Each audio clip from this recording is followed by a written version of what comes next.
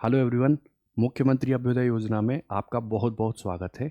देखिए, last lecture में matter wave, जिसको हम लोग डी ब्रोगली वेव्स भी बोल रहे थे, उसमें जो डी ब्रोगली ने बताया था उसमें क्या मोमेंटम में और लैम्डा में रिलेशन है, क्या काइनेटिक एनर्जी और लैम्डा में है, क्या पोटेंशियल डिफरेंस और लैम्डा में रिलेशन है, वो हमने सारी चीज़ें देख ली थी। ठीक, अब कुछ पोर्शन इसमें ऐसा है जिस पोर्शन को हम लोग मोमेंटम में या जिस पोर्शन को हम लोग कोलिजन में देख रहे थे, है ना। जैसे 3 टाइप के कोलिजन थे, और वो जो 3 टाइप के कोलिजन थे वो कुछ हमको ये बता रहे थे कि भाई, पहला जो कोलिजन है वो कोलिजन प्योर इलास्टिक है।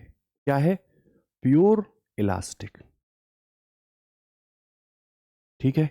दूसरा जो था वो क्या था? Semi elastic. क्या था? Semi elastic. और जो थर्ड वाला था, जिसको हम लोग क्या बोल रहे थे? प्योर इन इलास्टिक बोल रहे थे ना। ठीक, तो बताओ, इनकी जो कंडीशन थी, उस कंडीशन में ये जो कोफिशिएंट ऑफ रेस्टिट्यूशन आता था वो 1 आता था। इधर की बात करो तो ये ई जो था वो 0 आता था, और यहां ई की बात करो तो 0 से 1 के बीच में आता था।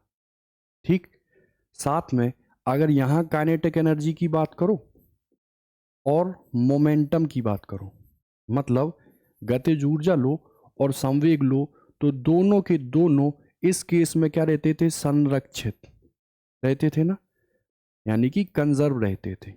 उसी से तो हम इक्वेशंस लिखते थे और आंसर निकालते थे।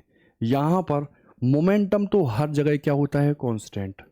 मतलब मोमेंटम कांस्टेंट है, लेकिन काइनेटिक एनर्जी की यदि बात करो तो वो in the case of purely in elastic में कांस्टेंट नहीं होता था। ठीक, फिर जो थर्ड छोटी सी चीज थी वो थी ई। वो आता था -k v2 minus v1 u2 minus u1। ठीक, क्योंकि इनका यहां अब यूज होगा। जैसे मैंने आपसे कहा मोमेंटम कैसी राशि है, आपने कहा वेक्टर। और जब वेक्टर है तो वेक्टर तो हम घटा पाते नहीं है, तो घटाने के लिए जैसे मैंने आपसे कहा ये है p1 वेक्टर, ये है p2 वेक्टर। मैंने आपसे कहा ये p1 गया और ये p2 गया। मैंने आपसे कहा चेंज इन मोमेंटम बताओ, आपने कहा p2 और माइनस के p1। भाई, घटाना तो वेक्टर में आता नहीं है, तो हमने कुछ ऐसे लिख के ये करके इसकी दिशा को मोड़ दिया। मतलब दिशा को चेंज करने के बाद मैंने मोमेंटम को जोड़ दिया, तब भी हम लोग का आंसर आ जाएगा। ठीक, तो इनका यूज होगा। ठीक, दूसरा जो स्पेसिफिक केस है, उस स्पेसिफिक केस को कहते हैं कि यदि किसी फील्ड में क्या रखा हो? कोई चार्ज रखा हो। ठीक, तो उस पर पहले हम देखेंगे कि क्या वो प्लस है या क्या वो माइनस है। ठीक, तो अगर मैं केस कुछ ऐसे ले लूँ आपसे, जब हम एसएचएम पढ़ा रहे थे तो मैंने ये केस बताया था कि मान लो ये एक बॉब है, ये यहाँ है, मास m है और चार्ज प्लस का q है, तो बताओ mg नीचे काम करेगा? करेगा। और बताओ q, अगर मैं e यहीं ले लूं इसी दिशा में, तो प्लस चार्ज पर फील्ड की दिशा में ही फोर्स लगता है, और वो फोर्स कितना हो जाएगा? QE। और फोर्स चूंकि वेक्टर क्वांटिटी है, दो वेक्टर 90 पे काम कर रहे हैं, तो इनका जो रिजल्टेंट है वो mg का स्क्वायर और प्लस के QE का स्क्वायर आ जाएगा। एग्री? अच्छा सर, अगर थोड़ा सा ये चेंज करके मैं यही बॉब लूं, यहां डिस्प्लेस कर दूं E, मान लो E इस बार में प्लस का m मास और प्लस का u चार्ज। E को मैं कहां ले लूं? ऊपर। E कहां है? ऊपर। प्लस चार्ज पर फील्ड की ही दिशा में फोर्स काम करेगा QE। बताओ mg कहां काम करेगा? नीचे। दो वेक्टर 90 पे हैं, और चूंकि ये टूट के नीचे नहीं आ रहा है, तो जो रिजल्टेंट है वो कितना होगा? mg माइनस के QE। थर्ड केस में मैंने चार्ज जो है था वही चेंज करके ई तो सिंपली है ले लिया क्या ऊपर ही, ये था बॉब, मैंने यहां ले लिया एम जी। लेकिन इस बार मैंने प्लस की जगह माइनस के क्यू इस पर चार्ज दिया, मास अभी भी इसका क्या था एम। तो अब बताओ फील्ड ऊपर चार्ज पर नेगेटिव जो रखता है, नेगेटिव यदि चार्ज है तो फील्ड की दिशा के अपोजिट ही तो काम करता है। तो बताओ कहाँ आएगा नीचे, कहाँ नीचे, तो देखो एम जी भी नीचे और क्यू ई भी नीचे, दो वेक्टर जीरो पर काम कर रहे हैं। तो बताओ F resultant M G plus K Q E आएगा। ठीक, इसी चीज को हमको हमारी जो मैटर वेव है उसमें हम वेलोसिटी देंगे, है ना, और हम ई देखेंगे। अब ई और वी की डायरेक्शन देखने के बाद हम चार्ज पर फोर्स निकालेंगे, एक्सेलरेशन निकालेंगे और क्वेश्चंस को आराम से डील करेंगे। ठीक है, ये तीन चीजें यूज होंगी। ठीक है, अच्छा एक और है जिसको बोलते हैं हम मोशन ऑफ इक्वेशन। ये कुछ है ना, ये कुछ है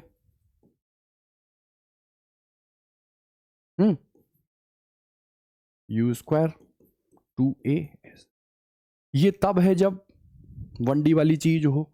लेकिन जब अंडर ग्रेविटी होगा तो ए की जगह क्या ले लेंगे हम जी, यदि ऊपर से नीचे आती है, और यदि नीचे से ऊपर जाएगी तो माइनस ले लेंगे। जैसा क्वेश्चन होगा उस हिसाब से हम डील करेंगे। ठीक, चलो, तो इसी पर हमने आपको लास्ट क्लास में यहां छोड़ा था, है ना, यहां। ठीक, जैसे ये क्वेश्चन था। हम्म, अब इस क्वेश्चन को आप पढ़ो और फिर इस क्वेश्चन को आप थोड़ा सा सॉल्व करने की कोशिश करो। ठीक, करो।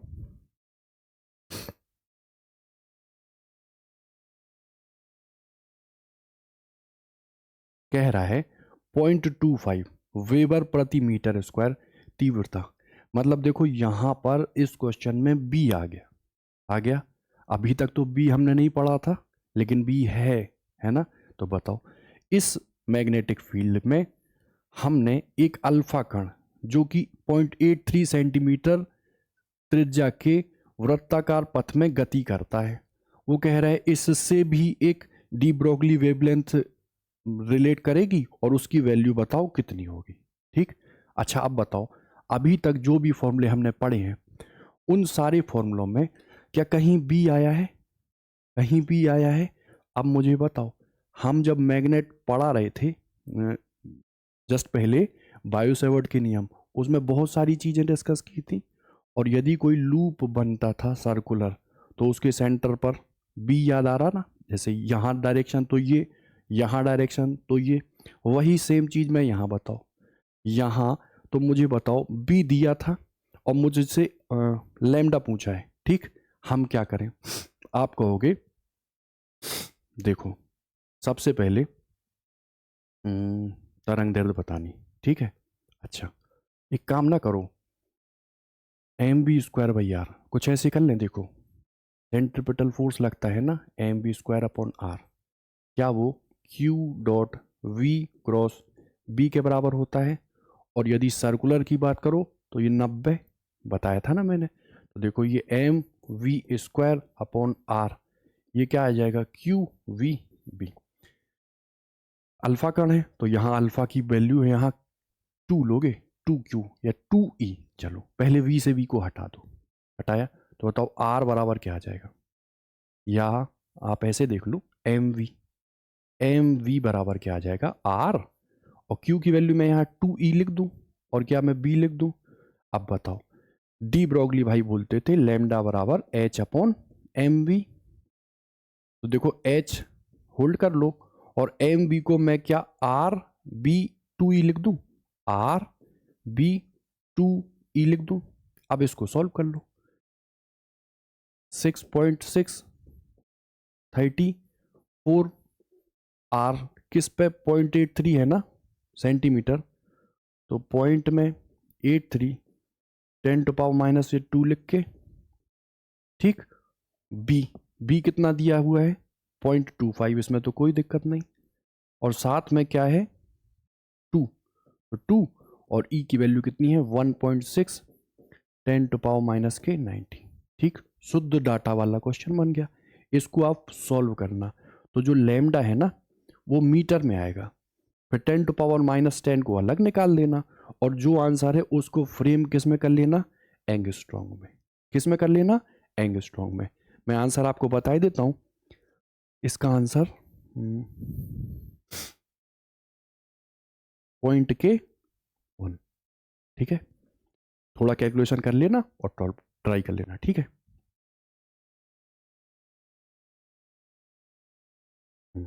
लो, इस क्वेश्चन को देखो, ठीक दिख रहा ना। चलो,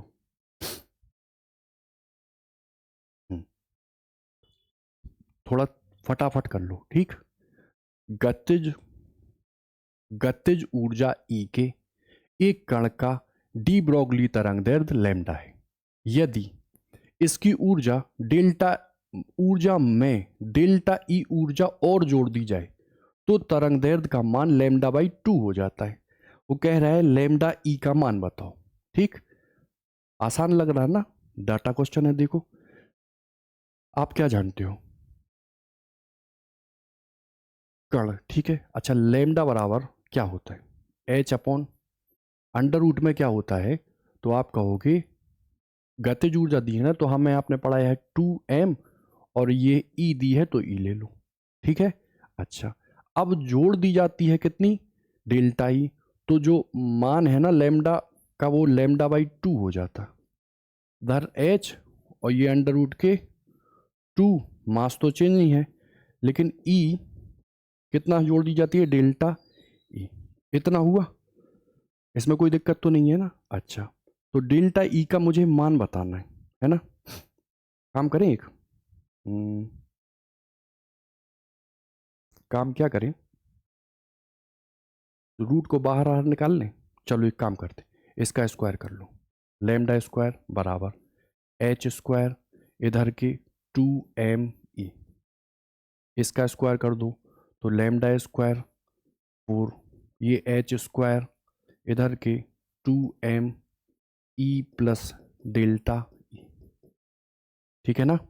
चलो, अब इसका कुछ ना करो, लो ये ले लो, यहीं से भर दो ना, लैम्डा स्क्वायर की value H square upon 2m ई भर लो, एच स्क्वायर अपॉन 2m ई, हाँ ठीक है ना। और ये 4 तो था बराबर ये एच स्क्वायर और ये 2m, ठीक है। यहां से ई कॉमन ले लो, तो इधर 1 प्लस डेल्टा ई अपॉन में ई, 2m ई से 2m ई को, एच स्क्वायर से एच स्क्वायर को, तो 1 plus delta E upon E which is equal to कितना आ जाएगा 4, डेल्टा ई अपॉन ई बराबर कितना आ जाएगा 3, तो डेल्टा ई बराबर कितना आ जाएगा 3, और ये क्या आ जाएगा ई, ठीक है 3, ठीक, कोई दिक्कत नहीं।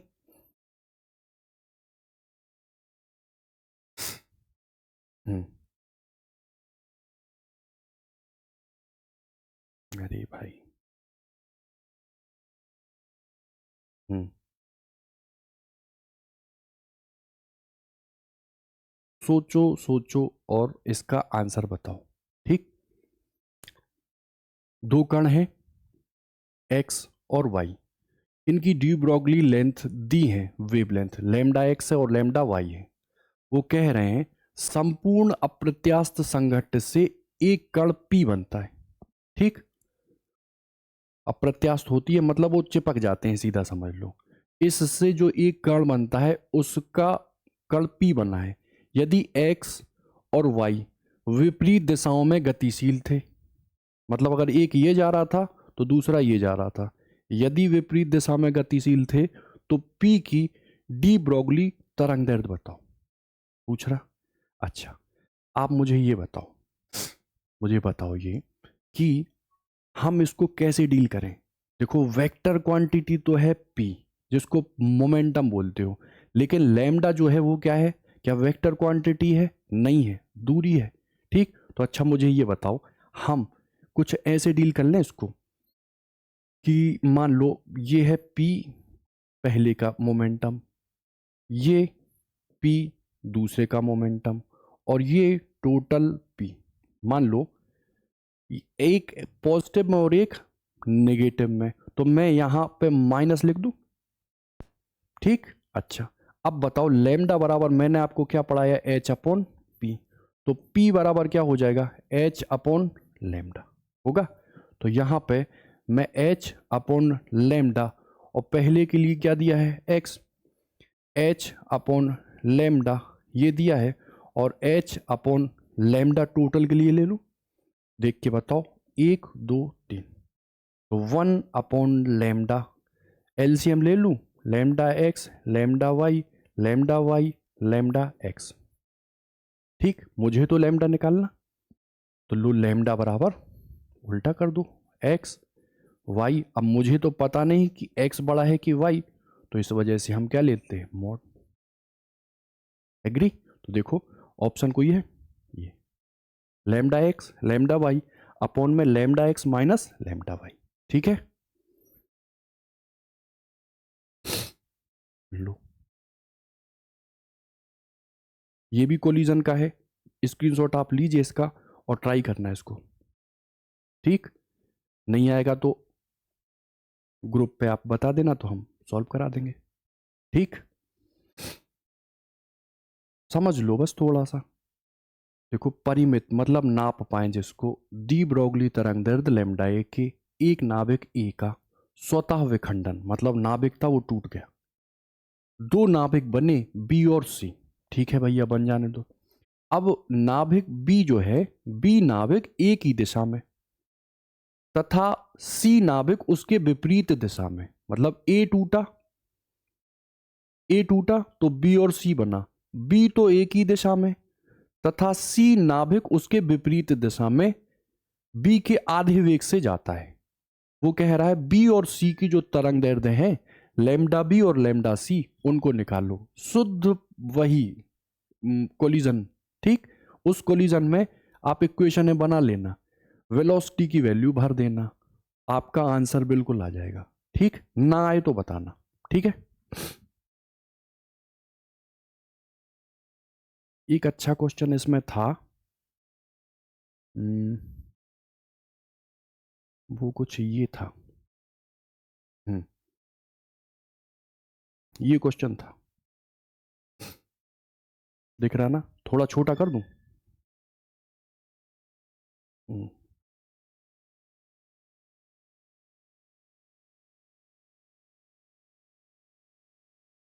ठीक है, इसको पढ़ो और जरा ट्राई करो, बस होना चाहिए ये।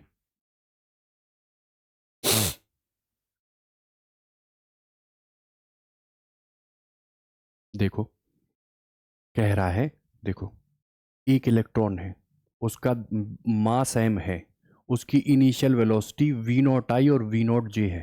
ठीक है, अब ये एक वैद्युत क्षेत्र E बराबर माइनस ई नॉट के कैप में है, मतलब जो फील्ड है वो z की अपोजिट यानी माइनस जेड दिशा में E है। अब वो कह रहा है यदि इलेक्ट्रॉन की डी ब्रोगली तरंग का प्रारंभिक तरंग दैर्ध्य लैम्डा नॉट हो तो t समय के पश्चात इसकी तरंग दैर्ध्य कितनी होगी, है ना।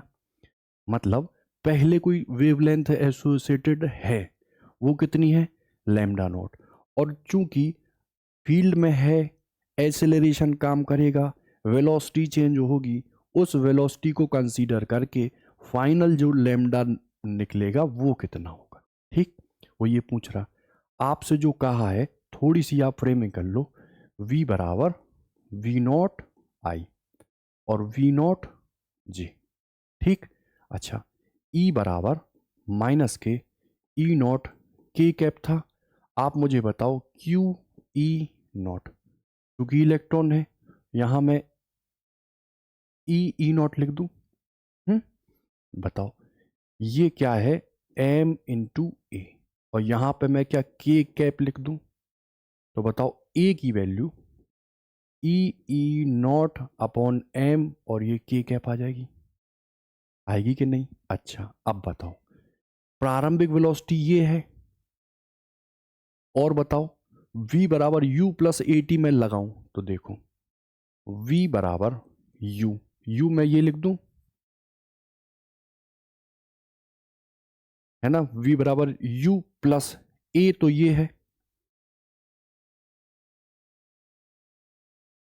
एग्री? इतनी बात समझ में आई? a और ये क्या लिख दूं, t।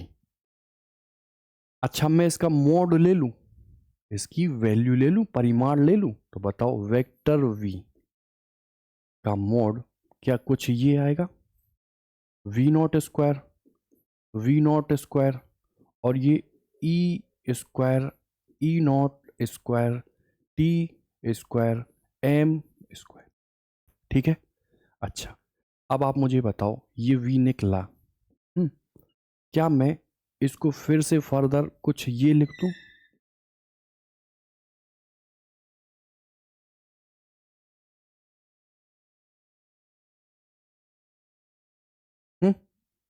ठीक है ना? अच्छा, v नॉट स्क्वायर को क्या मैं कॉमन लेके बाहर निकाल दूं, तो इधर आ जाएगा 2, ये क्या हो जाएगा ई स्क्वायर, ये क्या हो जाएगा ई नॉट स्क्वायर, ये क्या हो जाएगा टी स्क्वायर, और ये एम स्क्वायर, साथ में वी नॉट का स्क्वायर। ठीक, रूट से बाहर आके क्या हो जाएगा वी नॉट, इतना हुआ। अच्छा, इसमें कोई दिक्कत नहीं। अच्छा, अब मुझे आप बताओ, फाइनल अगर मैं लेमडा ले लूं तो क्या मैं एच अपॉन में वी ले लूं, एम तो भैया ये था, और वी कुछ मैं ये लिख लूं, देखो 2 प्लस ई स्क्वायर, ई नॉट स्क्वायर, टी स्क्वायर,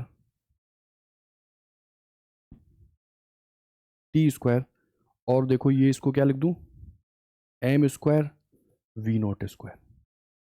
ठीक, इतना लिखने के बाद क्या आप H upon M V naught को क्या लेमडा नॉट लिख सकते हैं? तो लिख दो लेमडा,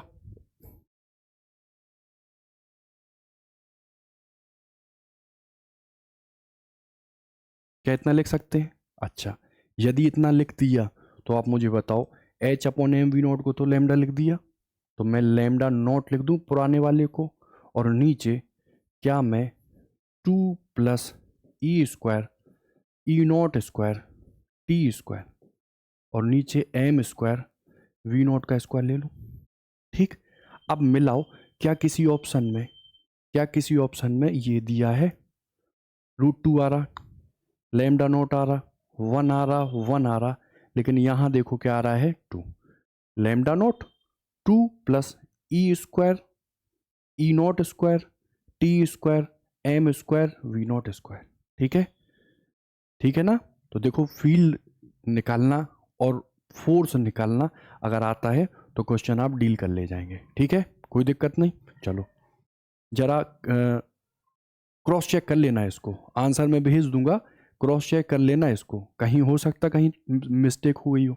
जैसे पिछले लेक्चर में इलेक्ट्रॉन था ना, और वेलोसिटी कहीं जा रही थी और ए कहीं जा रहा था ना, तो उसमें थोड़ी सी गड़बड़ी हुई थी ना, वैसे ही इसको जरा चेक कर लेना। ठीक, चलो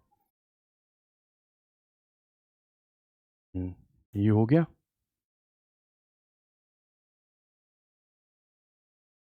ये हो गया। अच्छा, देखो सिंपल सा क्वेश्चन भी आता है। उस सिंपल से क्वेश्चन को with in time frame solve करना था, कैसे करेंगे ये बताओ। देखो समझना, एक इलेक्ट्रॉन और द्विआयनित हीलियम, है ना, मतलब इलेक्ट्रॉन तो आपने निकाल दिए, द्विआयनित हीलियम He++ तथा एक प्रोटॉन की गतिज ऊर्जा समान है। डी ब्रोगली जो वेवलेंथ हैं वो कुछ ये दी हैं, संबंध बताओ। अच्छा, गतिज ऊर्जा के रूप में अगर मैं लेमडा को लिखता हूं तो बताओ, जो लेमडा है वो H/√2m के आता है ना। क्या यहां चार्ज वार्ज दिया है? नहीं। देखो सेम गतिज ऊर्जा है, ठीक। तो आप मुझे बताओ लेमडा इनवर्सली प्रोपोर्शनल क्या रूट एम होगा? अगर ऐसा है तो आप मुझे बताओ किसका मास ज़्यादा किसका कम। देखो मैं कुछ लिखूं, प्रोटॉन 1H1, हीलियम 2He4 और इलेक्ट्रॉनों को -1E0। इतना हुआ। सोचो मैं जब इलेक्ट्रॉन लेता हूँ तो 9.1 10⁻31 आता है। प्रोटॉन लेता हूँ 1.6 10⁻27 आता है। इतना आता, मतलब जो मास है इलेक्ट्रॉन का वो कम है किससे? हाइड्रोजन से, है ना। ये कम है, ये ज़्यादा है। और इधर बात करो तो ये मास इस मास से क्या है? कम। मतलब सबसे ज़्यादा मास किसका है? आप कहोगे हीलियम का। जिसका मास ज़्यादा उसका लैम्डा कम। तो आप बताओ लैम्डा हीलियम प्लस प्लस का कम होगा। उसके बाद ज़्यादा किसका होगा? लैम्डा प्रोटॉन का। और सबसे ज़्यादा किसका होगा? Lambda electron. ठीक। तो बताओ लैम्डा इलेक्ट्रॉन फिर कहाँ है? लैम्डा इलेक्ट्रॉन प्रोटॉन और हीलियम, इलेक्ट्रॉन प्रोटॉन और हीलियम। ठीक है,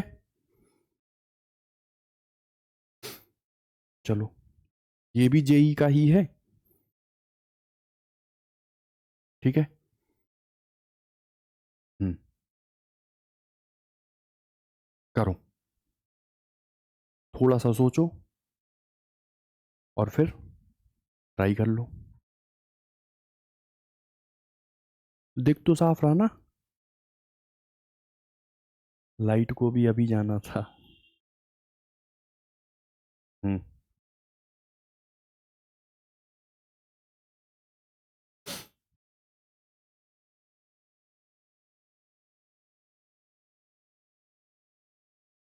देखो कह रहा है एक इलेक्ट्रॉन का द्रव्यमान m है, ठीक है।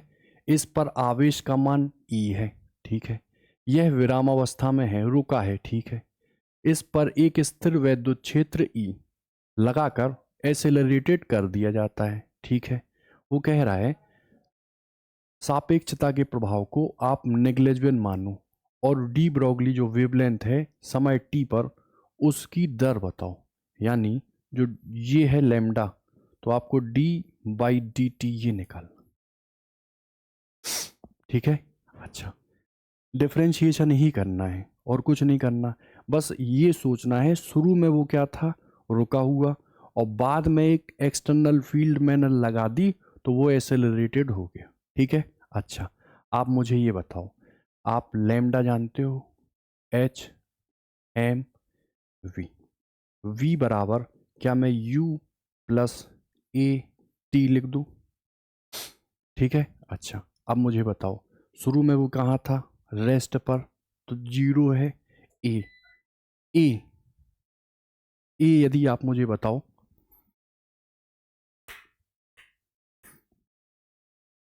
तो क्या मैं ए के लिए, इलेक्ट्रॉन है ना, तो ई ई बराबर एम ए लिख के ए को ई ई अपॉन एम लिख दूं? माइनस ले लो, ठीक। इतना लिया, वो देखो मॉड ले रहा ना, यहाँ सब में मॉड है, ठीक। तो बताओ जब ये लिया तो v की वैल्यू ई ई अपॉन में एम और क्या आ जाएगी? टी। हम्म। अब वो क्या कह रहा है? D lambda D T. तो डी डी टी और लैम्डा लिखो तो ई ई अपॉन एम और ये कितना है? टी।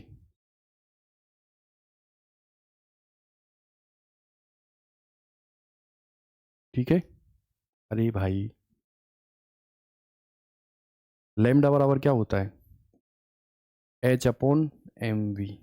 तो पहले लिखो एच और क्या लिखो? एम और क्या लिखो? वी। तो ई ई अपॉन एम ये टी। इससे इसको हटाओ। अब बताओ D lambda upon D T करो तो डी बाई डी टी करो और माइनस के एच अपॉन ई ई और ये क्या लिख दो? टी। इसको बाहर निकाल दो। एच अपॉन ई ई तो बाहर आया, टी की पावर -1 का करोगे तो माइनस माइनस प्लस हो जाएगा और इधर क्या आ जाएगा टी स्क्वायर। एन एक्स की पावर n-1, एन क्या था -1 और -1 और -1 -2, नीचे आएगा तो टी स्क्वायर। तो क्या ऑप्शन हो जाएगा h/e टी स्क्वायर। ठीक, कहीं टी स्क्वायर दिया है, केवल इसी में दिया। ठीक है, तो आंसर हम लोग का क्या हो जाएगा, ऑप्शन नंबर ए सही हो जाएगा।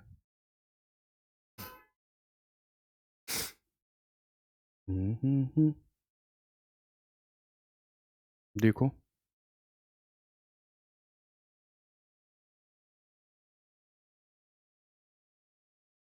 ये क्वेश्चन क्या कह रहा है,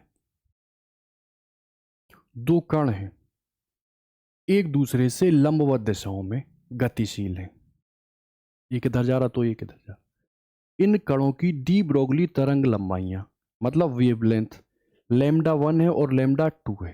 ठीक है, इन कणों का पूर्णतया अप्रत्यास्थ संघट्ट होता है।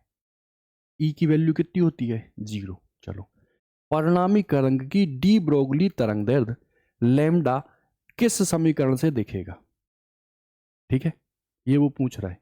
अच्छा ये बताओ कि अगर 90 पे काम कर रहे हैं, 90 पे कौन काम कर रहे हैं, दो कण, तो मैं कुछ ऐसे लिख दूं, लैम्डा चाहिए ना, तो मुझे ये बात बताओ, P1 और P2 क्या मैं निकाल सकता हूं। ठीक, अच्छा निकालो तो कुछ h/λ1 होगा, h/λ2 होगा। अरे भाई, P क्या है, वेक्टर क्वांटिटी है, दो वेक्टर 90 पे काम कर रहे हैं, तो उनका जो वेक्टर का जो एडिशन है वो कैसे होता है, P1 square P2 square 2P1 P2, ऐसे ही तो होता ना। तो अगर मैं उसको निकालता हूं, मान लो ये है P, उसको मैं लैम्डा अपॉन लैम्डा बराबर h/P होता ना, तो P बराबर h/λ होगा। ठीक है ना, तो इसका मैं स्क्वायर कर दूं और इसका भी मैं स्क्वायर कर दूं, और cos 90 इन दोनों के बीच का है वो तो हट जाएगा। अच्छा, स्क्वायर कर लो तो बताओ 1/λ स्क्वायर बराबर h स्क्वायर कॉमन लेके कट जाएगा, तो 1/λ1 स्क्वायर और 1/λ2 स्क्वायर। ठीक है, कोई दिक्कत तो नहीं। अच्छा, तो ये चीज हो गई हम लोग की क्लियर। अब देखो, डी ब्रोगली से रिलेटेड जो चीजें थी मोटा मोटी हमने सब डिस्कस कर ली। ठीक है ना, ठीक है, सब डिस्कस हो गई।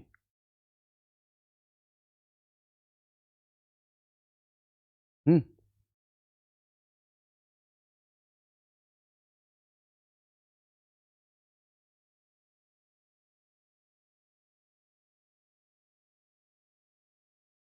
देखो ये एनसीईआरटी का क्वेश्चन है, बिल्कुल वही है। वहां वी नॉट आई और वी नॉट जे था, और यहां पर केवल क्या है, वी नॉट आई है। क्या है, केवल वी नॉट आई।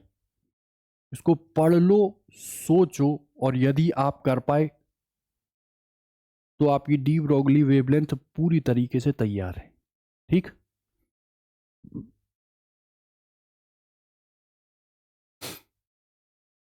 कोई इलेक्ट्रॉन है, प्रारंभिक वेग वी नॉट आई है। अब किसी वैद्युत क्षेत्र में, ठीक है, गतिमान है ई बराबर ई नॉट आई से। यदि लैम्डा नॉट बराबर h/mv0 हो, तो तो इस इलेक्ट्रॉन की टी क्षण पर डी ब्रोगली वेवलेंथ पता नहीं। ठीक, देखो डाटा वो चेंज कर रहा है और कुछ नहीं कर रहा।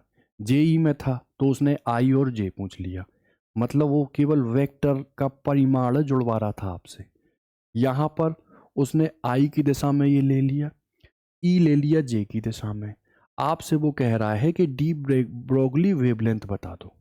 ठीक, किसको कैसे डील करें, इसको कैसे डील करें, v बराबर तो भाई ये है वी नॉट आई है,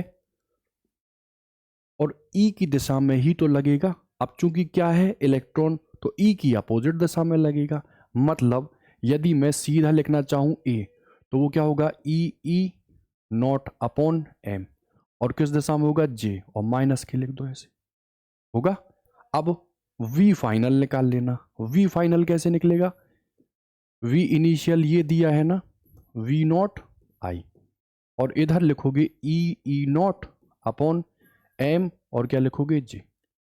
इसका मोड निकाल लेना, तो ये वी फाइनल वेलोसिटी जो है वो कुछ ये आएगी, वी नॉट स्क्वायर, और इधर e naught m minus square, e square ई नॉट स्क्वायर एम स्क्वायर। कोई दिक्कत? अच्छा, फिर बाहर निकाल लेना, या बाहर मत निकालो, तो फाइनल लेमडा फाइनल लिख देना, एच अपॉन में एम, और वी को मैं यहाँ ये उतार दूँ, और वी नॉट स्क्वायर को रूट के बाहर निकाल दूँ, तो वी नॉट लिख दूँ इधर 1 प्लस ई स्क्वायर ई नॉट स्क्वायर टी भी होगा ना, ठीक है? एग्री? यही सब छोटी मोटी तो गलतियां हैं, ठीक? इतना हुआ, और नीचे क्या हो जाएगा, वी नॉट का स्क्वायर। अच्छा बताओ, H upon M V naught को मैं क्या बोलता हूं? लेमडा, तो लेमडा भर दो, लेमडा नॉट अपॉन में 1 प्लस ई स्क्वायर ई नॉट स्क्वायर टी स्क्वायर, और क्या हो जाएगा, क्या हो जाएगा, वी नॉट एम भी दिया है ना,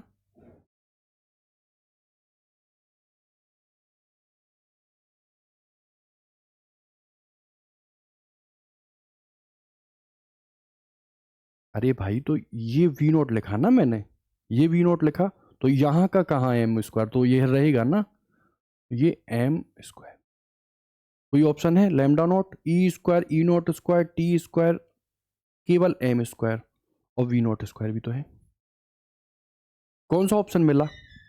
ऑप्शन नंबर सी, ठीक है। चलो, तो डी ब्रोगली आपका पूरा हो गया खत्म। डी ब्रोगली में ऐसा कुछ नहीं बचा जो हम लोगों ने इतने ड्यूरेशन में डिस्कस ना कर लिया हो, ठीक है? बताओ, मोशन ऑफ इक्वेशन मैंने याद कराया कि जब मोशन ऑफ इक्वेशन हो, हम अपने हिसाब से क्वेश्चन को फ्रेम करके आंसर लाएंगे। बताओ इसमें क्या करें?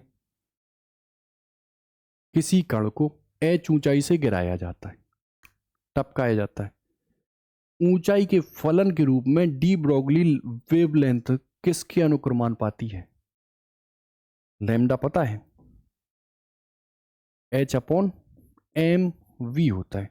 अच्छा, ड्रॉप करते हैं एच, वी और एच किस में आता है?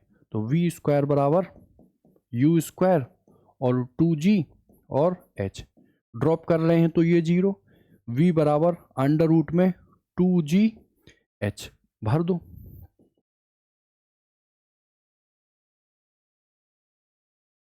बताओ, h की पावर माइनस के हाफ, एग्री? ठीक है, एक कैलकुलेटिव क्वेश्चन है, ये आया था, लो।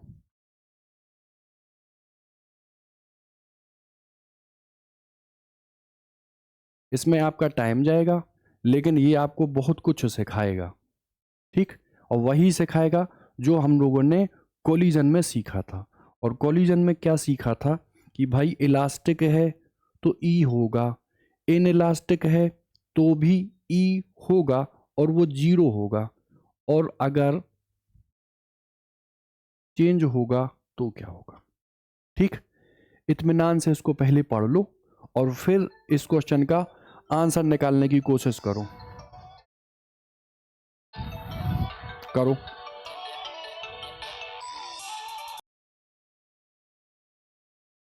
करो।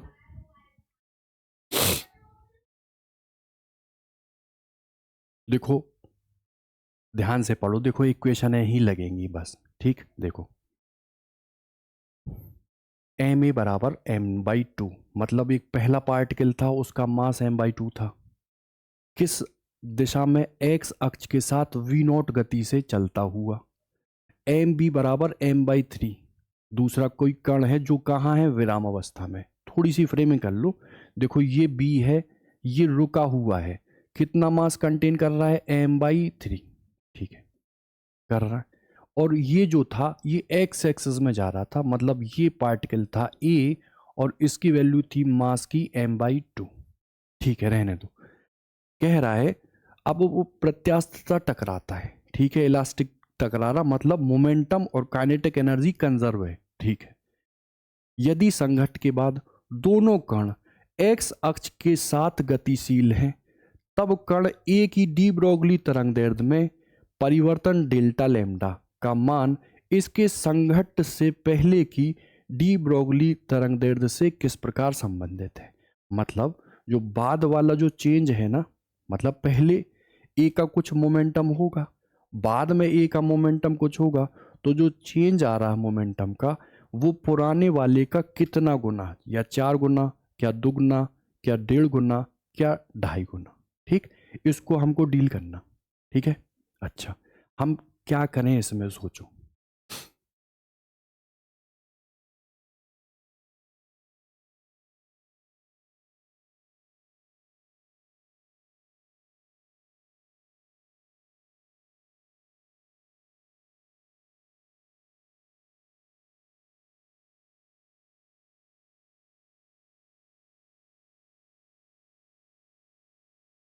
कौन कौन सी इक्वेशन है लगा दें, बताओ।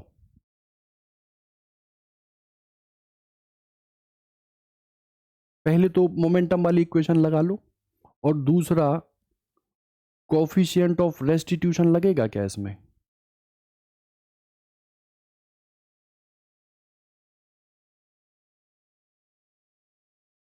सोचो, हिंट मैंने दे दी, मोमेंटम कंजर्व करा देना, मतलब पहले एम बाई टू ले लेना, वेलोसिटी वी नॉट ले लेना, प्लस में है कोई दिक्कत नहीं, बाद की वेलोसिटी और मास में जो आंसर है वो जीरो आएगा, फिर दोनों को कंबाइन कर देना, एम बाई टू और एम बाई थ्री, और एक वेलोसिटी निकाल लेना, वो निकल आएगी। दूसरा दूसरा कोफिशिएंट ऑफ रेस्टिट्यूशन के लिए हमने जो फॉर्मूला बताया ई, उसको लगा लेना, और दो इक्वेशन है मिलेंगी उनको कर लेना, ठीक है। मैं करूँगा, टाइम लगेगा ज़्यादा, आप पहले ट्राई कर लेना, अगर ना आए तो फिर हमें बताना। एक क्वेश्चन वो पुराना लैम्डा वाला, और एक ये हुआ लैम्डा वाला, ठीक। तो ये दो क्वेश्चन अच्छे हैं, ट्राई करना, आपसे हो जाएगा। अगर नहीं हो तो बताना, मैं कर लूँगा, ठीक है। चलो, यहाँ तक हम लोग की डी ब्रोगली वेवलेंथ तो हो गई, ठीक। अब देखो जो हम लोग का नया टॉपिक है, आप फटाफट देखो। देखो नया टॉपिक जो है वो है क्या, एटम्स एंड न्यूक्लियाई, ठीक। दो क्वेश्चन आपके इसमें 100% रहेंगे ही रहेंगे, एटम्स एंड न्यूक्लियाई। तो देखो शुरुआत में कह लो जो साइंटिस्ट थे, जैसे आपने नाम सुना होगा, पहला किसका, डाल्टन का, ठीक है। दूसरा आपने नाम सुना होगा किसका, थॉमसन का, ठीक। तीसरा आपने नाम सुना होगा जो बहुत जबरदस्त एक एक्सपेरिमेंट किए थे, जिसको बोलते हैं रदरफोर्ड, ठीक है। और चौथे की बात करो तो एक और साइंटिस्ट थे, जो थे कौन, बोर, है ना। फिर और फर्दर आते रहेंगे इसी में, जैसे डाल्टन के बाद थॉमसन, रदरफोर्ड, बोर, अलग अलग हाइपोथेसिस देते रहेंगे, ठीक। ठीक है। तो डाल्टन जो शुरू में थे, उन्होंने केवल ये बात बताई कि जो एटम है, जिसका सीधा सा मतलब है जिसको ब्रेक ना किया जाए, यानी कि जो परमाणु है वो क्या है, अविभाज्य है, और जो पदार्थ है वो परमाणुओं से मिलकर बना है। अब चूंकि ये अविभाज्य है, इसका मतलब हम इसको ब्रेक तो कर नहीं सकते।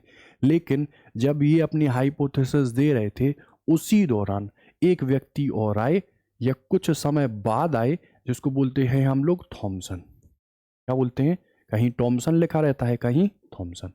तो जे थॉमसन जो थे, उन्होंने एक कण की खोज की, जिस कण को उन्होंने क्या बोला, इलेक्ट्रॉन।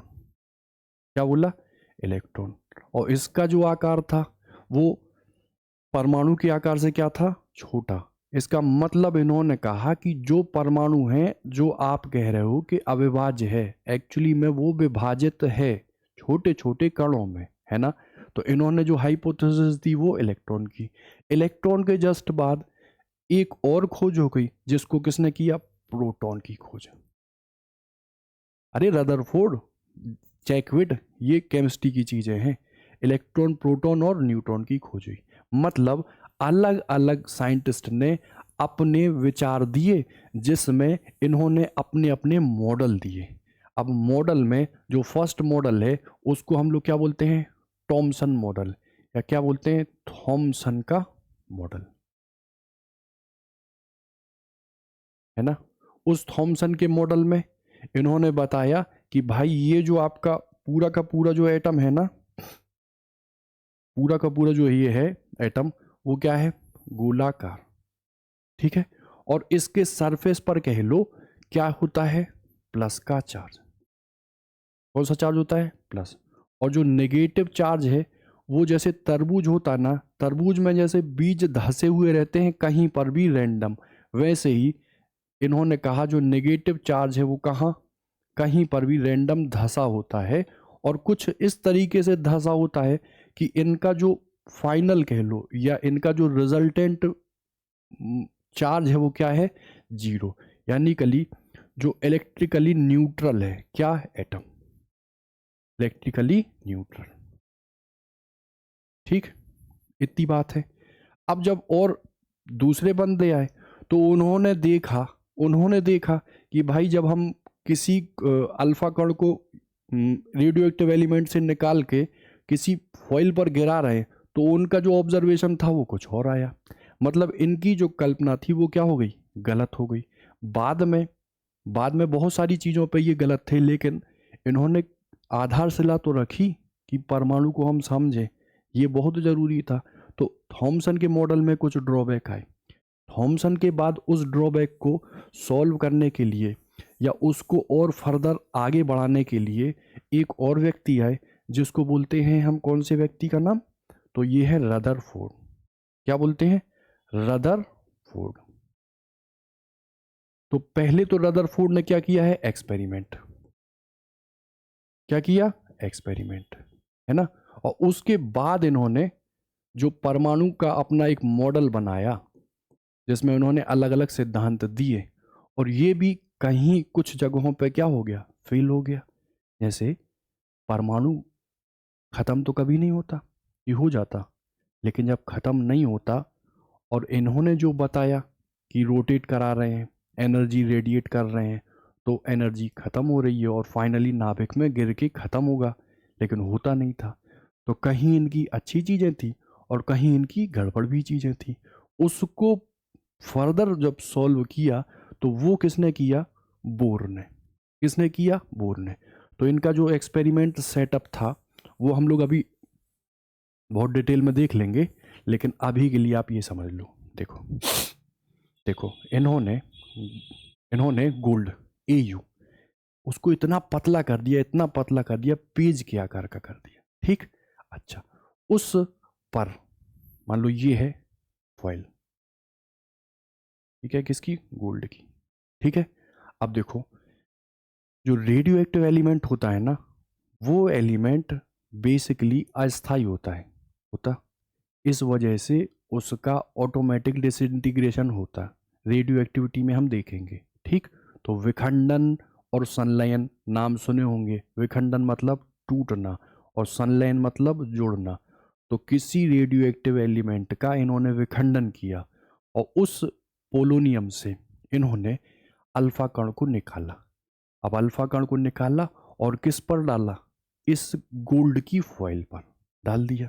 तो भाई जब अल्फा कण को डाला गया, इसको अल्फा कण को डाला गया, तो अलग अलग इन्होंने सिचुएशन देखी कि देखो कुछ अल्फा कण थे वो बिल्कुल सीधे निकल गए, नो मूवमेंट, कहीं पर भी कोई मूवमेंट नहीं है, सीधे निकल गए। कहीं इन्होंने देखा कि भाई कुछ ऐसे थे जो कुछ न्यून कोण इस पर निकल गए। ठीक, कुछ ऐसे थे जो बिल्कुल ऐसे निकल गए, यानी कि 90 पर। कुछ ऐसे थे जो जिस रास्ते से आए थे उसी रास्ते पर का निकल गए वापस। मतलब एंगल जो है वो कितना रहा है 180, और कुछ थे वो किस पर निकल गए अधिक कोण पर। किस पर निकल गए 90 से अधिक के कोण पर। इससे इन्होंने डिस्कशन दिया कि भाई ऐसा है कि जो परमाणु है उसका अधिकांश भाग जो है वो क्या है खोखला, और खोखला होने की वजह से ही जो बम्बार्डिंग हमने अल्फा कण की वो अल्फा कण क्या है सीधा बाहर निकल गया। ठीक, अच्छा, उसके बाद बहुत ही कम ऐसे कण थे, बहुत कम ऐसे, 1 लाख में मान लो एक, जो बिल्कुल जिस रास्ते से आ रहा था उसी रास्ते से वापस लौट रहा था। मतलब ये है कि जो पूरा का पूरा देखो अल्फा कण क्या है पॉजिटिव है ना। अच्छा, रिपल्सन दे रहा मतलब यहां पर भी कोई पॉजिटिव वाली चीज हुई होगी। तो अगर बहुत कम कण, बहुत कम ही अल्फा कण हैं जो लौटे, तो इन्होंने ये बताया कि पूरा का पूरा जो धनावेश है ना, जिसको हम नाभिक बोल रहे हैं, वो बहुत छोटे सी जगह में संकेंद्रित होता है, जिसको इन्होंने क्या नाम दिया नाभिक। क्या नाम दिया नाभिक। पहली चीज ये आई। ठीक, उसके बाद ये थे या ये थे, तो इनके आधार पर भी इन्होंने वही 2-3 पोस्टुलेट और बताए। पोस्टुलेट बताने के बाद इन्होंने अपना क्या दिया परमाणु का एक मॉडल, एटॉमिक मॉडल ऑफ कौन कौन से हैं ये बोर ना रदरफोर्ड। ठीक, तो इन्होंने जब दिया उस मॉडल में इन्होंने 2-3 चीजें बोल दी कि संपूर्ण जो धनावेश है वो बहुत छोटी सी जगह पे होता है, और वो जो है जैसे इन्होंने कहा जो परमाणु है सबसे पहले सभी ने क्या कहा भाई गोलाकार है। ठीक है, तो इन्होंने भी यही कहा कि देखो ये है परमाणु जिसके चारों ओर इलेक्ट्रॉन लगा रहे हैं चक्कर, और संपूर्ण धनावेशित है, धनावेश वो कहाँ है इसके सेंटर पर स्थित है। ठीक, इसकी जो पूरी की पूरी जो रेडियस है ना वो कितनी है 10⁻⁻10 मीटर, मतलब एंगस्ट्रॉन्ग की श्रेणी में। लेकिन बात करो नाभिक के लिए, तो नाभिक जो है उसके लिए जो आकार है, या आप कह लो रेडियस ऑफ न्यूक्लियस है नाभिक के लिए, वो कितनी है 10⁻⁻15, यानी कि ये किस श्रेणी में है फर्मी।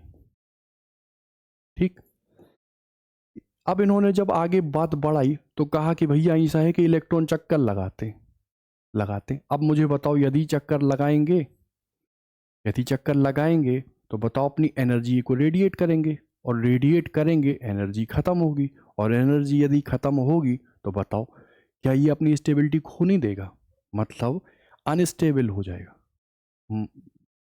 खत्म हो जाएगा। ठीक, तो इस चीज को ये डिफाइन नहीं कर पाए क्योंकि वो जो एटम है वो खत्म तो होता नहीं है। तो दूसरा जो इनका हाइपोथेसिस थी उसका ड्रॉबैक था ये। ठीक है, इतना जब बताया फिर उन्होंने कहा कि जब ये देखो रेगुलर में ऐसे ऐसे ऐसे ऐसे ऐसे ऐसे चल रहा ना, तो लगातार जो न्यू है वो घट रहा, और न्यू यदि घट रहा है, न्यू यदि घट रहा, तो सीधी सी बात है जो स्पेक्ट्रम है वो क्या मिलना चाहिए बिल्कुल सतत।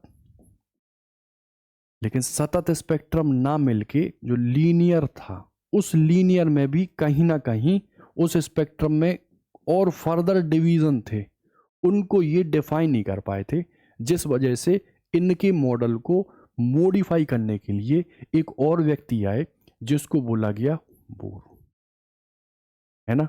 तो जो इंपॉर्टेंट मॉडल है वो किसका है बोर का, किसका है बोर का। चलो, तो बोर के मॉडल को देखने के पहले फिजिक्स के पर्सपेक्टिव से डिस्टेंस ऑफ अप्रोच एक टॉपिक आता है ना, जिससे हम नाभिक की जो त्रिज्या है उसको बताने का काम करते हैं। ठीक है, तो जो ये टॉमसन है, रदरफोर्ड है, बोर है, उनको हम फर्दर अभी हम देखेंगे। हमारा जो टॉपिक है वो टॉपिक है डिस्टेंस ऑफ अप्रोच।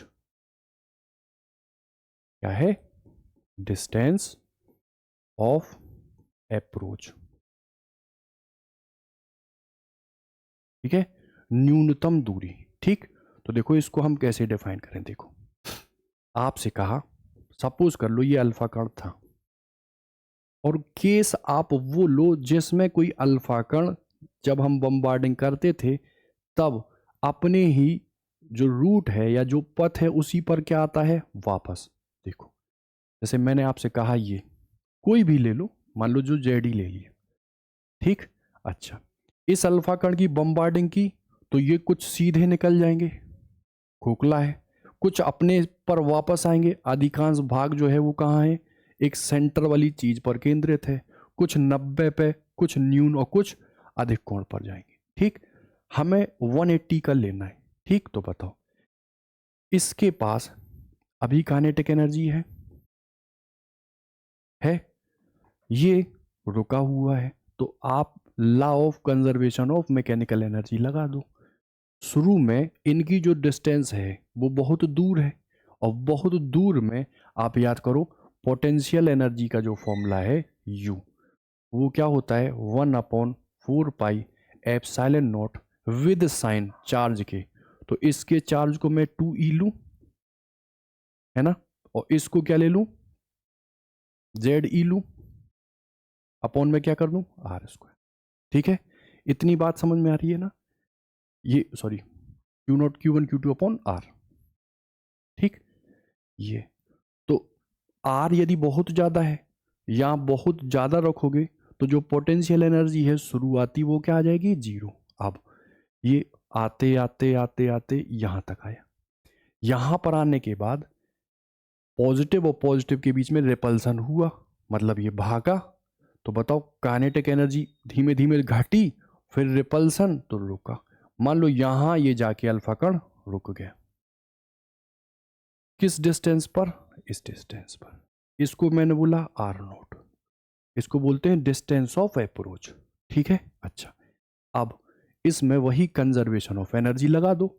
शुरुआत में जो एनर्जी है वो काइनेटिक एनर्जी और वो पोटेंशियल एनर्जी, ठीक है, ये इनिशियल, और बाद में काइनेटिक एनर्जी और काइनेटिक एनर्जी और पोटेंशियल एनर्जी फाइनल, ठीक। पहले पोटेंशियल एनर्जी आर दूर होने की वजह से जीरो है, तो काइनेटिक एनर्जी केवल मैं अल्फा कण की ले लूं, 12mv² बराबर, ठीक है, क्योंकि पोटेंशियल एनर्जी तो जीरो है, बराबर। अब ये अगर यहां आकर रुक गया तो बताओ दोनों में क्या काइनेटिक एनर्जी है किसी के पास, नहीं है। तो बताओ काइनेटिक एनर्जी कितनी, जीरो, और potential energy 1/4 pi epsilon not. देखो ये तो था 2e और ये क्या था ZE, और नीचे R0, एग्री।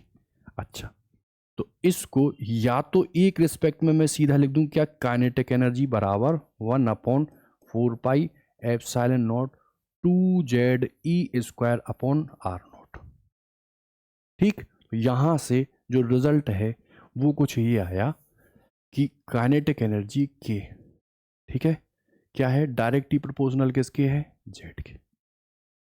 दूसरा kinetic energy directly inversely proportional किसके है, R0 के, ठीक है, ठीक। तो इस पर भी क्वेश्चन आएंगे। अच्छा, दूसरा क्या है, तो दूसरा आप काइनेटिक एनर्जी को इसी में तोड़ लो, इसमें तोड़ लो, तो मुझे बताओ 12mv², ये किसके बराबर हो जाएगा, 2ZE²। इसको मैं के लिख दूं और इधर क्या ले लूं, या की मत लिखो, अभी कंफ्यूज हो जाओगे, 1/4 पाई एप्सिलॉन नॉट, है ना, 2ZE², और नीचे कितना हो जाएगा R0। अच्छा, R0 को मैं इधर ले जाऊं, R0 को इधर ले जाऊं, तो बताओ R0 बराबर कितना हो जाएगा, 1/4 पाई एप्सिलॉन नॉट 2ZE²। इधर क्या हो जाएगा,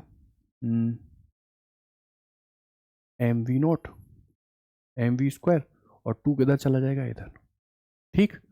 तो देखो R जो है ना, R0 वो डायरेक्टली प्रोपोर्शनल किसके है, Z के, और जो R में और जो V में रिलेशन है वो कुछ ये है, ठीक है, इतनी बात समझ में आई।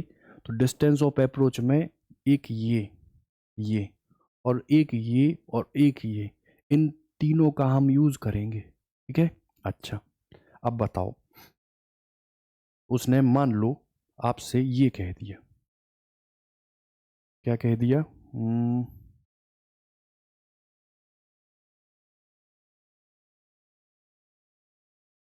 जैसे देखो ये नीट का ही क्वेश्चन है, देखो उसने कहा ध्यान से आप क्वेश्चन को पढ़ो और फिर जो आपने अभी तक पढ़ लिया उसके हिसाब से इसका आंसर दो।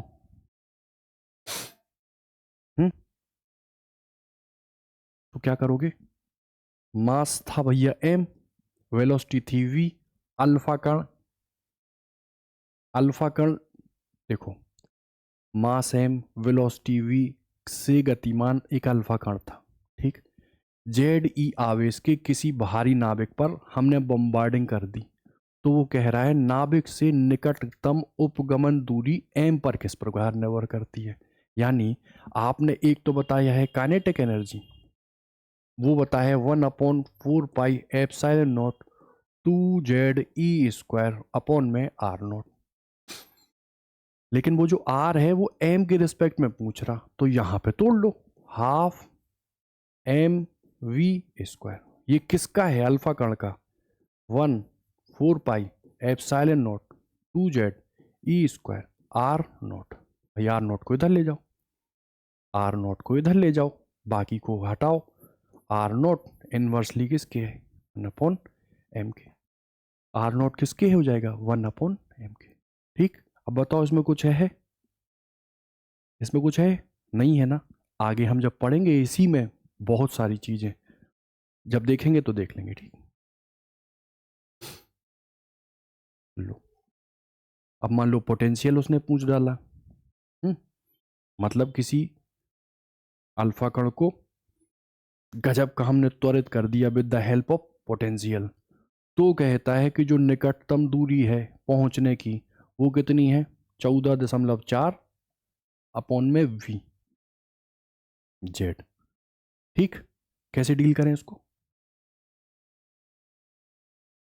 काइनेटिक एनर्जी पता है,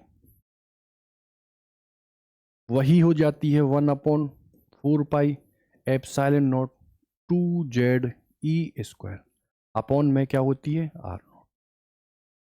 क्योंकि अल्फा कण ले रहे हैं और कोई एक नाभिक ले रहे हैं जिसका क्रमांक कितना है? z। ठीक है, चलो तो ये लिख दिया। अच्छा, काइनेटिक एनर्जी तो मुझे चाहिए नहीं, किस वोल्टेज पर मैं इसको एक्सेलरेट कर रहा हूं? तो v पर। आपको पता है ना, क्या पता है? देखो ये अगर q है, फील्ड में लाने में काम करते हैं, इसी को तो पोटेंशियल बोलते हैं, और कार्य एक प्रकार का ऊर्जा है। तो क्या मैं इस काइनेटिक एनर्जी के को क्यू वी लिख दूं? डेल्टा वी है, वी लिख दिया। अच्छा, क्या मैं इसको क्यू वी लिख दूं? अब बताओ क्यू अल्फा कण के लिए मैं कितना ले लूं? 2e। कितना ले लूं? 2e। देखो भाई 2he4, यही तो होता, यही तो है क्रमांक, और यही है प्रोटोनों और इलेक्ट्रॉनों की संख्या।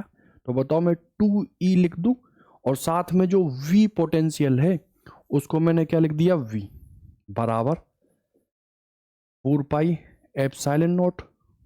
ठीक है, 4 pi epsilon not 2 z e² r0, इतना है। ठीक है, r0 मुझे चाहिए ना, r0 चाहिए। चलो पहले e से e को तो निपटाओ, कोई दिक्कत नहीं। अब 2 से 2 को भी हटा दो, तो r0 जो है वो कितना आ जाएगा? r0 आएगा z² अपॉन में सॉरी z² नहीं, z ही होगा, केवल z, और कितना है e। ठीक, ze, और इधर कितना आ जाएगा? 4 pi epsilon not v, r इधर v इधर, इतना आया। अच्छा, इनकी वैल्यू आप रख दो, z तो z है, रहने दो, e तो जानते हो 1.6 10⁻⁻⁹ और 4πε0 भी जानते हो, 1/4πε0 होता है 9 × 10⁻9। मैं लिख दूं 9 × 10⁻9। और इधर नीचे क्या बचा, तो भैया अभी 16 नंबर 144, 14.4 10⁻⁻10 बचा, और ये जेड हुआ और ये भी हुआ। ये जो दूरी थी ये मीटर में थी, 10⁻−10 है। यही किस में लिख दो, एंगस्ट्रॉन्ग में।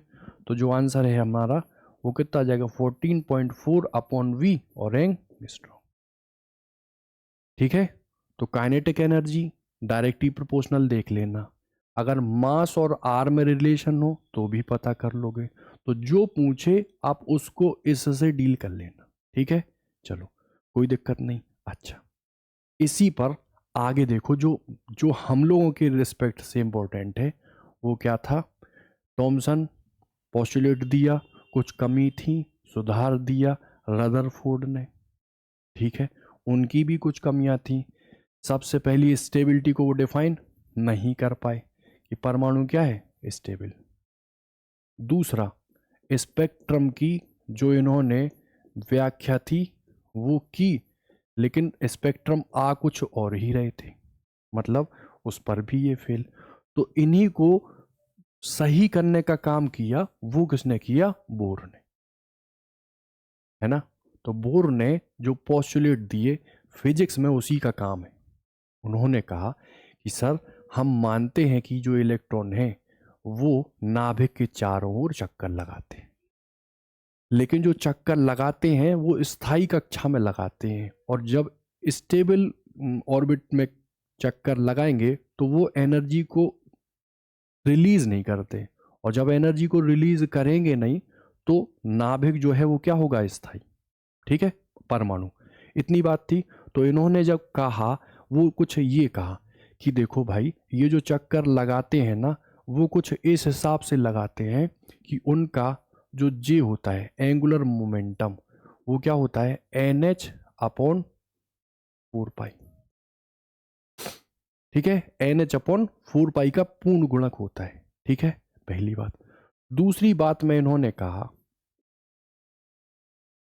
सर्कुलर मोशन है, तो जो सर्कुलर मोशन है उसके लिए जो रिलेटेड फोर्स है जिसको हम लोग बोलते हैं सेंट्रीपिटल फोर्स, वो जस्ट बराबर होता है किसके, किसके, प्रोटॉन और इलेक्ट्रॉन पर लगने वाले फोर्स के।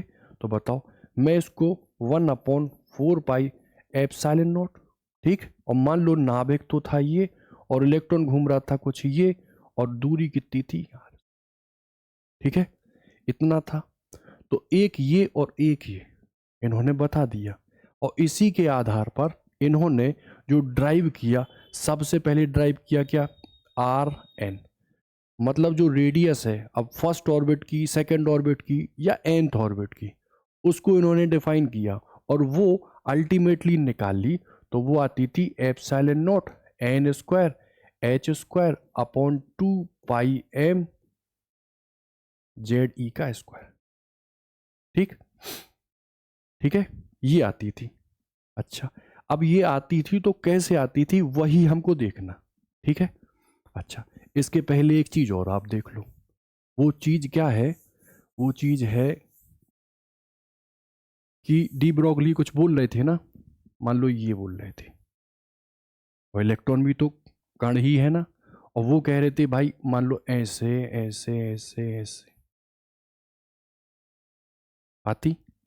तो बताओ, इधर से इधर तक को मैं लेमडा, इधर से इधर को लेमडा, इधर से इधर को लेमडा, ऐसे ले लूँ ना। एक जो वेव है ना, एक पोर्शन को मैं लेमडा ले लूँ। अच्छा ये बताओ, अगर ये सर्कुल घूम रही तो इसकी पूरी की पूरी जो कह लो कि परिधि है, मैं उसको 2πr ले लूँ, और वो कितने गुना होगा, लेमडा लेमडा लेमडा। अब मुझे नहीं पता कितने लेमडा है, तो मैं क्या इसको n लेमडा ले लूँ, ले लूँ। अच्छा, तो मुझे बताओ, जब इतना लिया और n लेमडा ये लिया, हाँ, चलो और लैम्डा बराबर एक्चुअली क्या पढ़ाया है मैंने, एच अपॉन के पी। यहां मैं भर दूं 2 पाई r, तो ये हुआ n, ये हुआ लैम्डा को मैं h अपॉन पी को क्या एम वी लिख दूं। तो मुझे बताओ अगर एम वी को मैं r से गुणा करूं तो एम वी आर, ये क्या होगा एन एच अपॉन 2 पाई। यही तो है देखो एंगुलर मोमेंटम, कोणीय संवेग एन एच अपॉन 2 पाई का पूर्ण गुणक होता। तो देखो ये जो पोस्टुलेट थी किसकी, बताओ, थॉमसन को ठीक किया किसने, रदरफोर्ड ने, और रदरफोर्ड की चीजों को किसने ठीक किया, बोर ने। तो बोर ने यही तो बोला था ना। तो जो अभी पीछे पढ़ाया एन एच अपॉन 4 पाई, एन एच अपॉन 4 पाई ना होके NH/2 पाई होगा, है ना, सुधार लो। एम वी आर जो है H/2 पाई का पूर्ण गुणक होगा। ठीक है, ठीक, क्योंकि मुझे थोड़ा सा कंफ्यूजन हो रहा था इसमें। ठीक, चलो अब बढ़ते हैं किस पर, कैलकुलेशन ऑफ आर एन। अब देखो मैं आर निकाल लूंगा, बार बार यहां सफिक्स नहीं लिखूंगा, सफिक्स आप अपने हिसाब से लिख लेना एन लास्ट में जब हम लोग निकालेंगे। चलो आपको पता है M V R N H over 2 pi. ठीक है, आपको ये भी पता है M V square upon R just equal होता है 1/4 पाई एप्सिलॉन नॉट।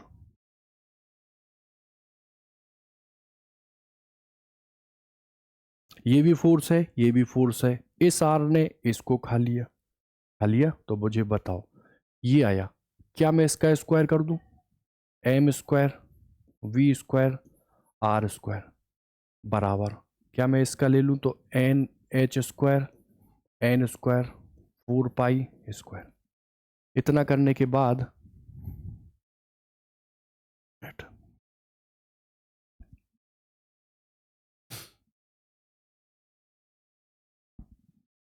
चलो देखो फटाफट इतना हुआ। आ, अब देखो एम वी स्क्वायर को ऐसे ही लिख लो 1/4 pi epsilon not 2 Z E square upon में क्या आया आर, आया ना। चलो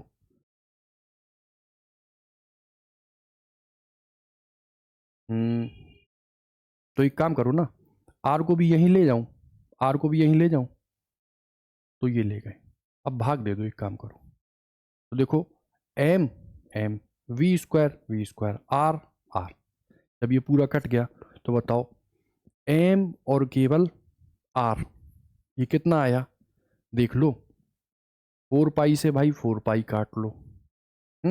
अब देखो N square H square upon में कितना आया पाई, ये ऊपर चला गया epsilon naught, epsilon naught.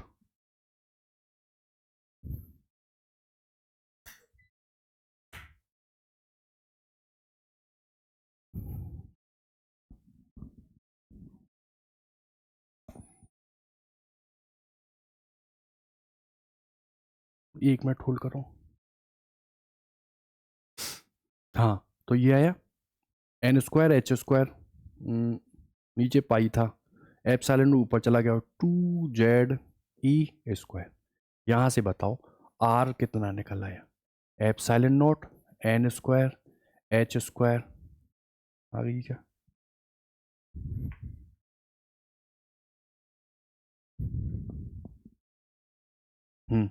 N epsilon naught N square H square pi, m इधर आ गया जेड ई, ठीक है ना। देखो 4 कट गया था ना, ठीक है, 2 जेड क्यों ले रहे हो, अल्फा थोड़ी ना है। ठीक, लो इतनी बात समझ में आई ना, अल्फा तो है नहीं तो ये क्या क्या लेंगे, केवल जेड। तो आप कहो सीधी आर जो है ना nth ऑर्बिटल की, epsilon naught N square H square pi M Z E square.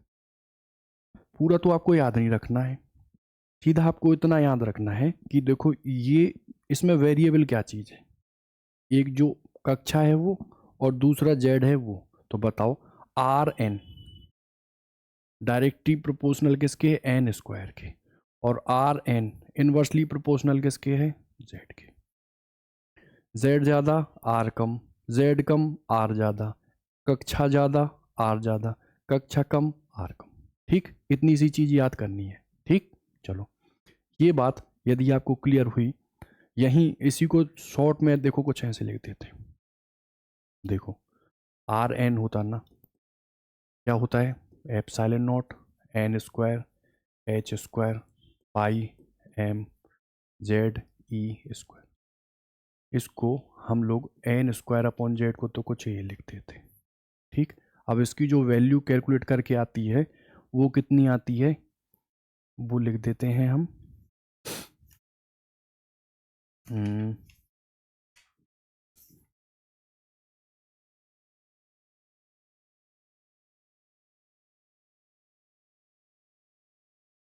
हम्म,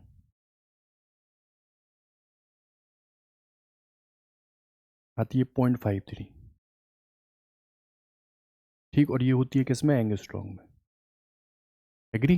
तो अगर मैंने तुमसे कह ही दिया हाइड्रोजन, हाइड्रोजन उसका जेड कितना होता है 1, कक्षा अगर मैं पहली ले लूं तो यहाँ भी 1 और यहाँ भी 1 रख दूंगा। तो बताओ फर्स्ट कक्षा के लिए किसके, हाइड्रोजन के लिए जो वैल्यू है आर की वो कितनी होती है, 0.53 एंगस्ट्रॉम। बात समझ में आई। ठीक, तो आर की वैल्यू तो निकलना आ गई। अच्छा, दूसरी चीज क्या थी सर, दूसरी जो हेडिंग थी वो हेडिंग हमारी थी इसकी आर के बाद वेलोसिटी, मतलब किसी भी कक्षा में जो इलेक्ट्रॉन घूम रहा है ना उसकी वेलोसिटी कितनी निकलेगी। ठीक, तो बताओ, याद कुछ नहीं करना है, वही सेम फॉर्मूले लगाने हैं। M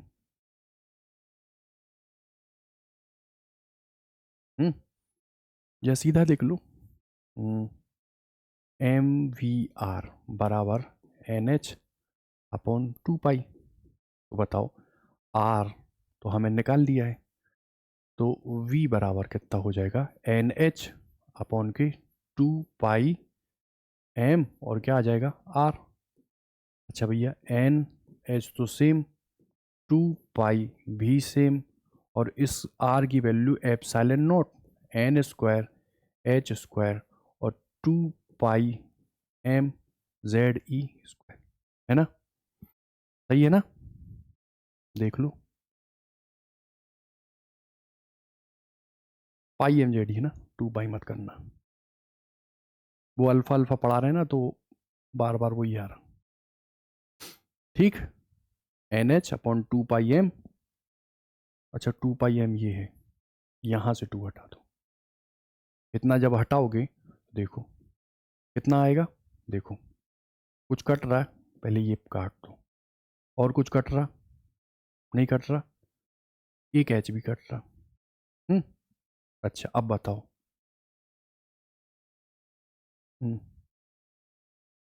N Z E square, sir कितना बचा 2 epsilon naught N square H square.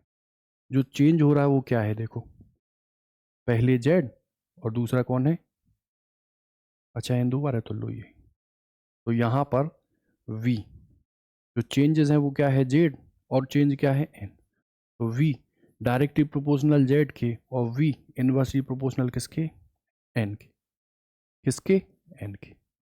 ठीक है ना, तो एक फॉर्मूला निकला आर का और एक फॉर्मूला निकला किसका, v का, वेलोसिटी का।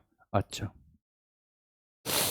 अब मुझे आप बता दो, क्या बता दो कि एनर्जी अगर मैं लूं, है ना एनर्जी, तो आप कहोगे टोटल एनर्जी बराबर क्या, काइनेटिक एनर्जी और पोटेंशियल एनर्जी।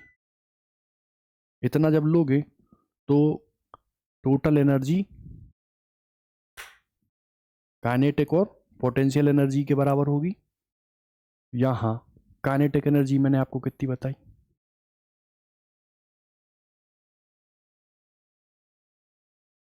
बताई। अच्छा, काइनेटिक एनर्जी को क्या हम कुछ रूप में लिख सकते हैं, जैसे M V square upon R, ये आ रहा था 1/4 pi epsilon naught Z E square upon के आर स्क्वायर। यहाँ से इसको हटाए थे तो एम वी स्क्वायर ही आया था। क्या मैं 2 का भाग दे दूँ, यहाँ भी 2 का भाग दूँ, तो एम वी स्क्वायर और हाफ, क्या ये 8 epsilon naught Z E square upon R होगा। मतलब काइनेटिक एनर्जी को मैं ये लिख दूंगा। अच्छा, पोटेंशियल एनर्जी के बारे में बताओ। पोटेंशियल एनर्जी बराबर कितना बताया था, 1/4 pi epsilon naught, with sign लेना है। ये है जेड ई, और जो घूम रहा है इलेक्ट्रॉन वो क्या है, माइनस के ई, और नीचे क्या लेते थे, आर लेते थे। तो बताओ टोटल एनर्जी यदि मैं लिख दूं कितना आएगा, 1/4 pi epsilon naught Z E square, इधर कितना आएगा 2r, प्लस इधर कितना है 1/4 पाई एप्सिलॉन नॉट माइनस के जेड ई स्क्वायर, कितना आएगा r आएगा। अच्छा कॉमन ले लो, 1/4 pi epsilon naught Z E square upon में r। तो बताओ हाफ तो आया ये, 1 आया ये, इतना आया, देख के बताओ, माइनस माइनस हाफ आया ये Z E square 4 pi epsilon naught R, इतना आया, इतना आया। तो तुम देख के बताओ काइनेटिक एनर्जी मैंने ये निकाली थी, यही तो निकाली थी, और काइनेटिक एनर्जी तो नेगेटिव होती नहीं है। लेकिन इसकी शकल और इसकी शकल देखो तो जो टोटल एनर्जी है Z E square upon 8 pi epsilon naught, kinetic energy 8 pi epsilon naught R. तो यहां से पता चला टोटल एनर्जी जो होती है वो काइनेटिक एनर्जी के बराबर और विद माइनस के साइन होती, ठीक है ना, कोई दिक्कत। अच्छा, आर का फॉर्मूला, वी का फॉर्मूला, और तीसरा काइनेटिक एनर्जी और पोटेंशियल एनर्जी का फॉर्मूला निकल गया, ठीक है ना। अच्छा, अब हमको एक और टॉपिक देखना है कि ये जो पोटेंशियल एनर्जी होती है ना वो काइनेटिक एनर्जी की कितनी होती है, आधी, या काइनेटिक एनर्जी जो है ना वो 2 टाइम्स होती है किसके, पोटेंशियल एनर्जी के। ठीक, कैसे डिस्कस करें,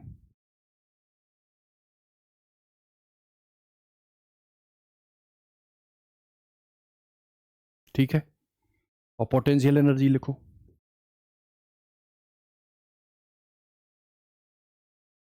ठीक, जेड ई स्क्वायर अपॉन में क्या आया, आर आया, देख के बताओ। हम्म,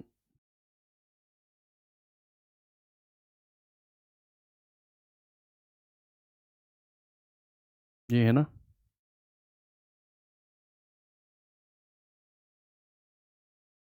कुछ कहीं गड़बड़ हो रहा, चलो तो ये ले लो, इतना लिया मैंने। हम्म हम्म अच्छा पोटेंशियल, चलो ये हुआ, तो 1/2 तो ये ले लो, ऐसे लिख लो। आपने काइनेटिक एनर्जी कितनी बताई है, 1/4 pi epsilon naught Z E square upon में, अपॉन में कितनी बताई है, 2r, 2r। हम्म इसको अदर निकाल दो, वाह कितना बचा, इतना आया। अच्छा जब इतना आया तो इसको तो अब अलग निकाल दो, और ये बताओ क्या है, पोटेंशियल एनर्जी है, इसको भूल जाओ, ये क्या है, पोटेंशियल एनर्जी। तो जो काइनेटिक एनर्जी है 2 को गुणा तो 2 times kinetic energy just equal होती है किसके, पोटेंशियल एनर्जी, ठीक है, होती है ना, कोई दिक्कत। अब देखो यहाँ माइनस माइनस ले लेना, क्योंकि पोटेंशियल एनर्जी, एनर्जी क्या है, स्केलर, और स्केलर में हम क्या लेते हैं, साइन भी लेते हैं, ठीक है। तो आज जो चीज़ें थी kinetic, potential, total, R, V, इतनी चीज़ें हमने डिस्कस कर ली, ठीक है, ठीक है।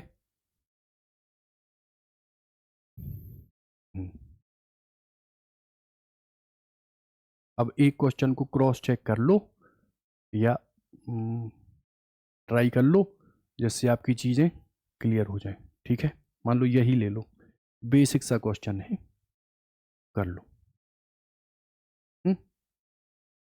लो, पढ़ो और करो। बस गलत नहीं होना चाहिए अपना क्वेश्चन। ठीक है, अल्फा कण है, काइनेटिक एनर्जी लिया है 10⁻⁻12 जूल। गोल्ड के नाभिक से प्रकीर्णन होता है, प्रतिक्षेप मतलब जस्ट 180 पर। अल्फा कण की निकटतम दूरी बताओ। पता नहीं, अच्छा आर, यही तो चाहिए। एनर्जी दी है, कुछ नहीं, काइनेटिक एनर्जी कितनी लिख दो, काइनेटिक एनर्जी कितनी लिख दो, आप कहोगे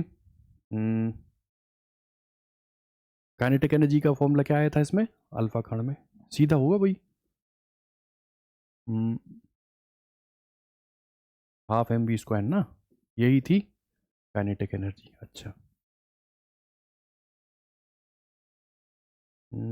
ऐसे लिख लो।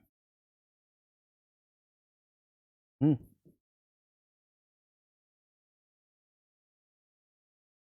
ऐसे था ना, इससे इसको काट रहे थे ना, ये तो एक आर बच रहा था, और आर जो है वो सीधा आ रहा था। अब चूंकि काइनेटिक एनर्जी के रूप में लिखना था,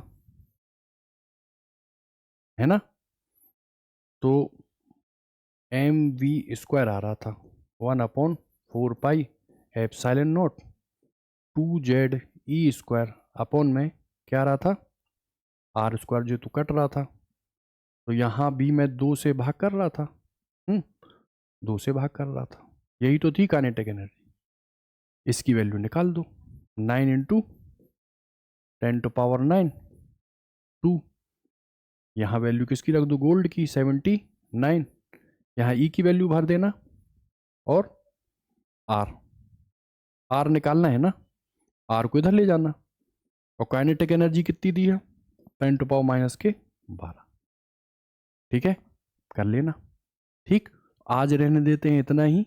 जो हमने आज डिस्कस किया, तरंग दैर्ध्य, उससे related question, collision, elastic, in elastic, collision से रिलेटेड अच्छे क्वेश्चन, और उसके बाद जो एक इम्पोर्टेंट चीज़ थी वो इलेक्ट्रिक फील्ड में हम किस तरीके से नेचर को रखते हैं, यानी कि फोर्स कहाँ लगता है उसको कैसे देखते हैं। ठीक है, इतनी चीज़ें हो गई।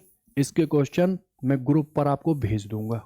ठीक है, आशा है आप इन क्वेश्चन को लगाएंगे।